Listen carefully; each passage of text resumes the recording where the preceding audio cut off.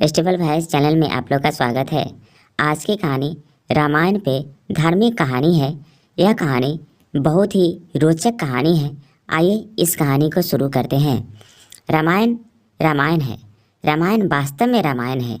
क्या रामायण में एक छोटा सा वृत्तांत है जिसे सुनकर आप रो देंगे। एक रात की बात है। माता कौशल्या जी को सोते सोते में अपने महल की छत पर किसी के चलने की आहट सुनाई दी। नींद खुल गई। पूछा कौन है।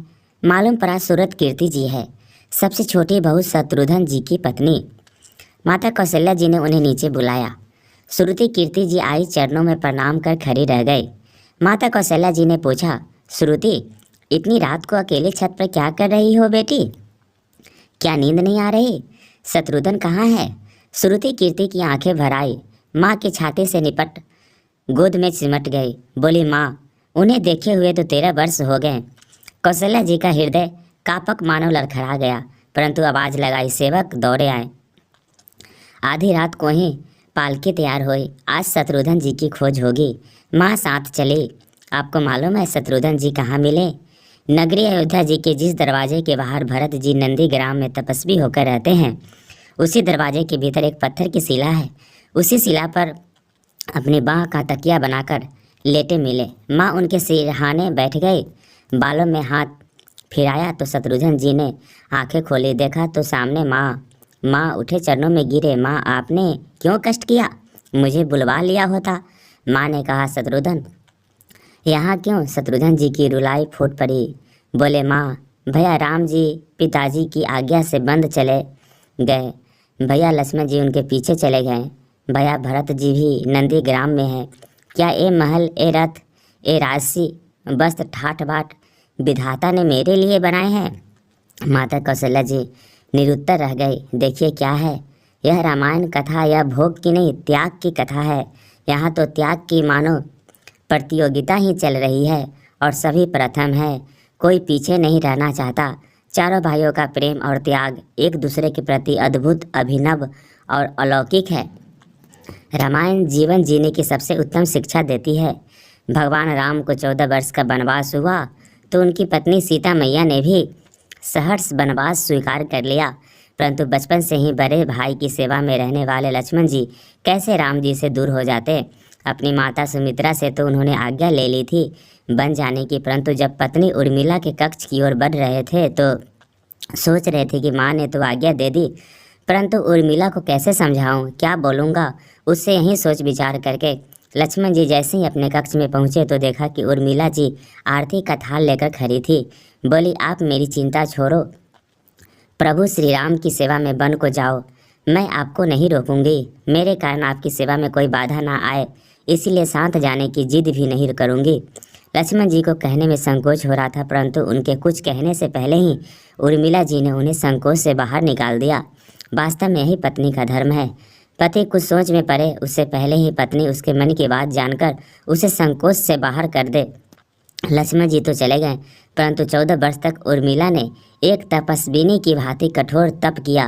वन में प्रभु श्री राम माता सीता की सेवा में लक्ष्मण जी कभी सोए ही नहीं, परंतु उर्मिला ने भी अपने महलों के द्वार कभी बंद नहीं किए और सारी रात जाग जाग कर उस दीपक किलो को बुझने नहीं दिया। मेघनाथ से युद्ध करते हुए जब लक्ष्मण जी की शक्ति लग जाती है और हनुमान जी उनके लिए संजीवनी पर्वत लेकर लौट रहे थे, तो बीच रास्ते में जब हनुमान जी अयोध्या के ऊपर से गुजर रहे थे तो भरत जी ने उन्हें राक्षस समझकर बाण मारते हैं और हनुमान जी गिर जाते हैं। तब हनुमान जी भरत जी को सारा वृत्तांत सुनाते हैं कि सीता जी को रावण अपहरण कर ले गया, युद्ध में लक्ष्मण जी मूर्छित हो गए हैं। यह सुनते ही कौशल्या जी कहती है कि राम को कहना है कि लक्ष्मण के बिना अयोध्या में पैर भी मत रखना, तब राम वन में ही रहें। लक्ष्मण की माता जी सुमित्रा कहती है कि राम से कहना है कि कोई बात नहीं, अभी शत्रुघ्न है मेरे पास, मैं उसे वहाँ भेजवा दूंगी। मेरे दोनों पुत्र राम की सेवा के लिए ही जन्मे हैं। माताओं का प्रेम देखकर हनुमान जी की आंखों से अश्रु धारा बह रही थी, परंतु जब उन्होंने उर्मिला जी को देखा तो सोचने लगे कि ये क्यों एकदम शांत शांत और खड़ी है? क्या इन्हें अपने पति के प्राणों की कोई चिंता नहीं है? हनुमान जी पूछते हैं, देवी जी आपकी प्रसन्नता का क्या कारण है? आपके पति के प्राण संकट में हैं। सूरज उदय होते ही सूर्य कुल का दीपक बुझ जाएगा। उर्मिला का उत्तर सुनकर तीनों लोगों का कोई भी प्राणी उनकी वंदना किए बिना नहीं रह सकता। उर्मिला बोली, मेरा दीपक संकट में नहीं है जो बुझ ही नहीं सकता। रही सूर्योदय की बात, तो आप चाहे तो कुछ नहीं, कुछ दिन अयोध्या में विश्राम कर लीजिए, क्योंकि आपके वहाँ पहुँचे बिना सूर्य उदय हो ही नहीं सकता। आपने कहा कि प्रभु श्री राम मेरे पति की अपनी गोद में लेकर बैठे हैं। जो मनुष्य योगेश्वर प्रभु श्री राम की गोदी में लेटा हो, काल उसे छू भी नहीं सकता। यह तो वो दोनों ही लीला कर रहे हैं। मेरे पति जब से बन गए हैं तब से सोए ही नहीं हैं। उन्होंने ना सोने का प्रण लिया हुआ है, इसीलिए वो थोड़ी देर विश्राम कर रहे हैं और भगवान की गोद में ही मिल गई है तो थोड़ा विश्राम ज़्यादा हो गया। वह अभी उठ जाएंगे और शक्ति मेरे पति को तो लग ही नहीं सकती। शक्ति तो प्रभु श्री राम जी को लगी है। मेरे पति की श्वास में राम है, हर धड़कन में राम, उनके रोम रोम में राम है, उनके खून की बूंद बूंद में राम है। और जब उनके शरीर और आत्मा में सिर्फ राम ही है तो उस शक्ति राम जी को ही लगी होगी। दर्द भी राम जी को ही हो रहा होगा। इसीलिए हनुमान जी आप निश्चिंत होकर जाएं, सूरज उदित नहीं होगा।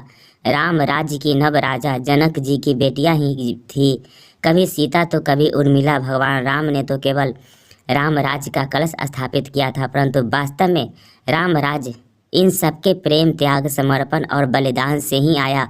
जिस मनुष्य में प्रेम, त्याग, समर्पण की भावना हो उस मनुष्य में ही राम बसते हैं। कभी समय मिले तो अपने वेद, पुराण, गीता, रामायण को पढ़ने और समझने का प्रयास कीजिएगा।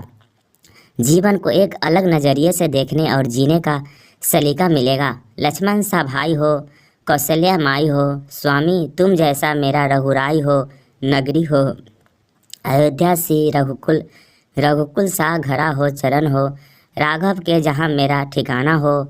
तो त्याग भरत जैसा सीता सी नारी हो, लव कुश के जैसा संतान हमारी हो, श्रद्धा हो श्रवण जैसी सबरी सी भक्ति हो, हनुमंत के जैसे निष्ठा, समर और शक्ति हो। यह रामायण है, पुण्य कथा श्री राम की। जय जय जय श्री राम। तो दोस्तों आज की यह कहानी आपको अच्छी लगी हो तो लाइक करें, शेयर करें और हमारे चैनल को सब्सक्राइब करना ना भूलें। धन्यवाद।